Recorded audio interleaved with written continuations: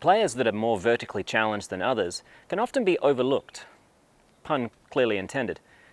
Learning how to play effectively as a shorter player is crucial in the game. So today we're going to look at a couple of strategies to help you out.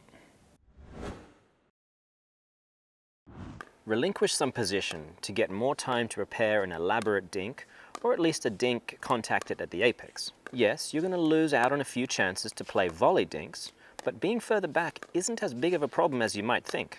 People can be sheep. They're largely programmed to dink within a familiar range. Your advantage is not going to be your reach, but it is going to be your footwork, timing, precision, and naturally better body height to dink. I spend my life trying to get people lower at the kitchen line, so imagine how nice it is that you're naturally there anyway. Standing a little further back will also make you less vulnerable to the lob. You'll also give your partner more room to step in front of you and intercept. That's important because raw put-away power isn't likely your strong point. Being lower to the ground is very helpful when it comes to playing with slice. Well, that's an important tool in the cross-court dink exchange. To slice well requires the paddle to easily slide under the ball, and that's something that isn't so easy for taller players that often have to bend their knees quickly and hinge at the waist to play it effectively. With the continental grip, or something close to, keep your paddle head at around a right angle with your forearm. With the paddle face open, use a minimal backswing and push through with the shoulder, trying to avoid breaking the angles you have created with your wrist and elbow. Follow through towards your target and move with your ball.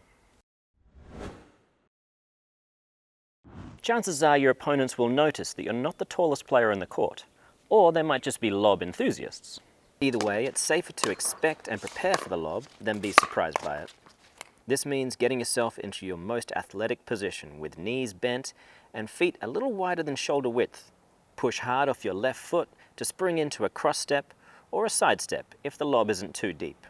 As you're doing this, your shoulders should be naturally turned, but to get some extra power, coil your upper body a little further. All that's left to do now is to set up a nice trophy position with your left hand up tracking the ball and create a couple of right angles between your torso, elbow, and forearm. The motion you want to use is much like a tilted throwing motion, where the shoulder leads the elbow and the elbow leads the hand. This will give you maximum bang for your buck and those dodgy lobbyists off your back. Being short has some real advantages in pickleball. You're more agile, your height is better for dinking, and you can have better endurance. Focus on your court position, learn to slice your cross-court dinks, and be ready for the lobs. Do these things and you will remind your opponents that what's most important is not the size of the dog in the fight. It's the size of the fight in the dog.